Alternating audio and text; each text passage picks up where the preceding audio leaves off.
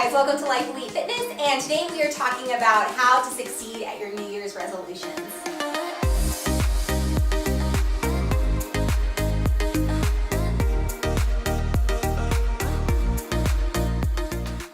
So I heard an interesting statistic the other day. Only about 8% of people that have New Year's resolutions actually stick with it, meaning 92% forget about it. Yeah, which sounds about right, because like most of us, I know for sure I've like set resolutions and then like just forgot about them. So it totally makes sense. But today we're talking about our top 5 tips to how you can succeed at your New Year's resolutions.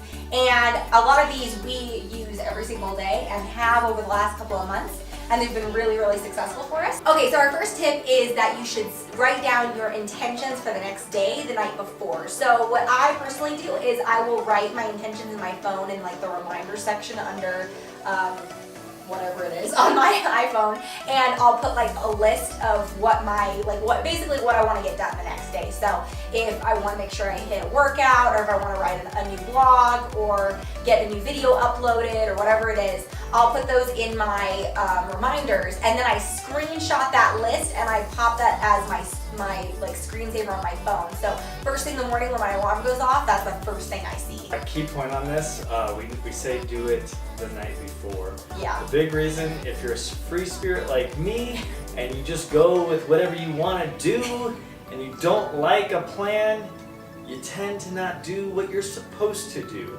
So at that point, doing the night before, setting that intention and then sticking with it, it may sound boring, especially the first 2 to 3 weeks. You're like, man, this sucks. At the same point, it becomes a habit, and then all of a sudden you're like, oh, it's not that bad. I actually don't mind doing it. And I don't know if you're anything like me, being the free spirit, it's the thing that sounds boring about it is the act of thinking about what you're gonna do, not the actual doing it. Yeah. So if you can start it, you're gonna make it through it just fine. The hardest part is actually getting started. So if you write it down, set the intention the night before, and then jump into it the next morning, you guys got this. If you write stuff down like before, you write stuff down the night before, it's really going to help you actually be excited to wake up. So a lot of people who have like trouble sleeping or trouble waking up early in the morning, that's like a really like great thing to do, is writing down your intentions, because it's going to help you like rest, because you got it out of your head feeling like, okay, I can now like go to sleep because I know I'm going to get it done tomorrow. I know what I need to get done. But then at the same time, the next morning you're like ready to start your day because you have so much to get done. Number 2 here, sticking with the theme of fitness, meal prepping. But meal prepping works for everybody. Like meal prepping is good for everybody. Well, yeah. Don't you think? Yeah, because it gets you eating healthy. You may be But on the intention side of it. Yeah. So not just for fitness, but also maybe financial reasons. Yeah. Yeah. I mean, it is true. Meal prepping, if we get ourselves keeping away from eating out, spending unnecessary money on eating out, plus eating unnecessary bad carbs by eating out, Yeah. it's a win on multiple fronts. Whatever your New Year's resolution is, meal prepping can help you, because if you're the type of person who's like, I'm too busy and I have too much going on, meal prep, that's one less thing that you have to think about. If you're trying to wake up early in the morning or get to work on time, if your food is prepped the night before, that's one less thing you have to do in the morning, and it's something to like wake up to. So if you're trying to get up earlier or get your day started earlier, if you have your coffee already made, then you can wake up to a nice hot cup of coffee, and that definitely is what gets me out of bed. And if you're trying to like eat healthier, meal prepping will help you be able to plan what you're having each day. If you're trying to save money, meal prepping helps you not eat out so much. So basically, or even if you're just trying to basically have less excess in your life, I know a lot of minimalists like swear by meal prepping simply because it's one less thing they have to think about each day. So their mind is free to think about like, the creative stuff they do and making pour over coffee. Meal prepping is a life changer on multiple fronts, for Yeah. sure. Right, number 3, keep it simple. So the reality is, if there's too many pieces to the puzzle's just not going to get done. We want to keep things as far as simple steps getting to the end result that you're looking for. So at that point, you don't want to overwhelm yourself with the amount of details. For example, if it is a fitness goal and you're sitting there and you're like, oh, I don't know if it's better to do high repetitions in my weightlifting or low repetitions. Or I don't know if, a HIIT program should be really what I'm doing when I want to do some, long distance running. Who would do that? Yeah. Which one's better? Which one am I going to have more success with? The reality is, you need to burn calories. When we look at that, it's like, let's jump in, let's get started, let's keep it simple. And then as we set a foundation of creating this habit of working out, then we can start diving into details.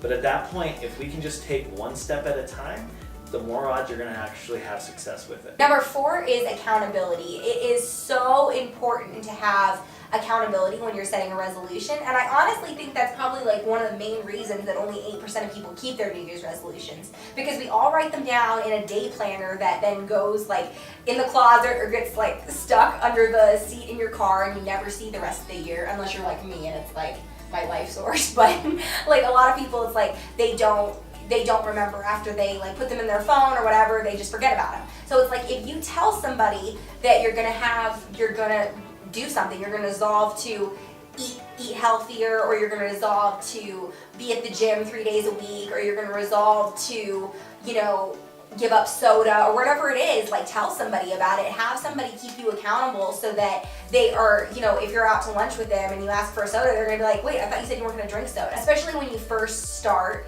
at the beginning of the year, it's so easy to like just forget. Like I feel like Bend the rules, as my personality would say. Yeah, I'm not forgetting about it, I'm still keeping to this. That's him. He'll like be like, I'm giving up soda. At the same time, it's okay for me to bend the rule. No, so accountability can come in many formats. There are a certain amount of people like myself who would be considered an obliger, who were very good at keeping up with external expectations, but at the same time struggle with our own personal expectations of these New Year's resolutions. The best way to do that is having either somebody, like you said, a friend or somebody keeping you accountable. If it's a fitness goal, having fitness classes that you actually have to show up to. Yeah, that's we true. do very good with that type of goals. And then obviously any type of coaches come into play. We obligers excel with any type of external accountability. Then you have other people who they know how to keep their personal expectations on themselves very well. And all they need is a simple, you know what, I want to weigh this much by the end of the month. They have that written, they're going to weigh in at the end of the month. They're going to do all the workouts they need to meet that at the end of the month. And that's all the accountability they need. And that's fantastic for them, except if you're a guy, unless you like bending the rules. It's just really important if you can find somebody, like find a workout buddy. Like there are plenty of like support groups like on Facebook and all sorts of stuff, like on Instagram. You can totally like find an accountability partner. And I mean, like DM us, we'll totally be your accountability partner. Like we love seeing people reach their goals, and so it's just like if you can find somebody to hold you accountable and help you stick to your goals, that makes all the difference in the world. Another great idea that I've seen people do is that they will post their workout on Instagram or Facebook every single day to like prove that they did it. So not even just for like other people, like it's not like you're bragging, it's literally showing that you're checking in every single day doing your workout. And at the end of the year, you're gonna be able to say, oh my gosh, I was at the gym like pretty much every single day. So it's totally doable. There's accountability in a ton of different ways, but that's definitely one of our top tips for helping keep your New Year's resolutions. All right, last one, number 5. This one's a key one. You should be setting resolutions that you're excited about. I'm not gonna set a resolution that's like, oh, I need to go ahead and eat, I don't know, I'm trying to think of a terrible one. More vegetables? I need to eat broccoli.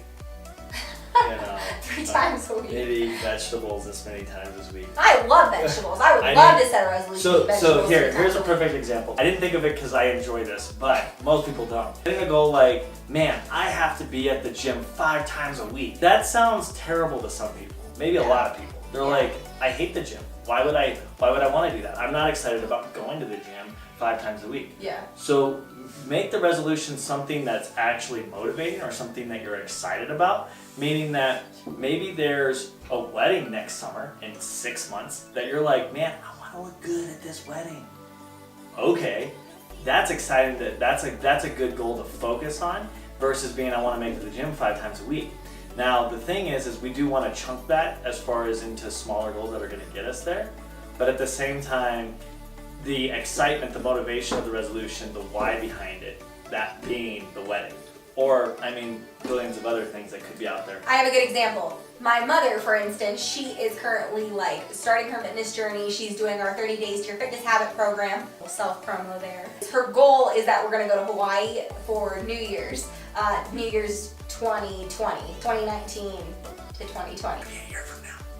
Yeah, a year from now. That's like her goal is to be in shape for Hawaii. So that's like a really exciting goal for her. And so she's really focusing, her goal is to lose 25 pounds. And she's actually trying to do it a little sooner than that. But like her end goal is that she is in shape for Hawaii. And it's also, she wants to have a fitness habit. She doesn't want to just lose the weight and then like stop working out. She wants to actually develop a habit to enjoy exercise. So like that's a really good goal. Some sort of end what would you call it? Light at the end of the tunnel. Kind of like, yeah, exactly. So, and like that for a little while is what's going to motivate you to go to the gym 5 days a week. But eventually, like, you will start enjoying it because there are so many benefits to going to the gym every single day. There are so many benefits. You will see it in your body, you'll see it in your mood, you'll see it in just how you feel throughout the day, how you sleep.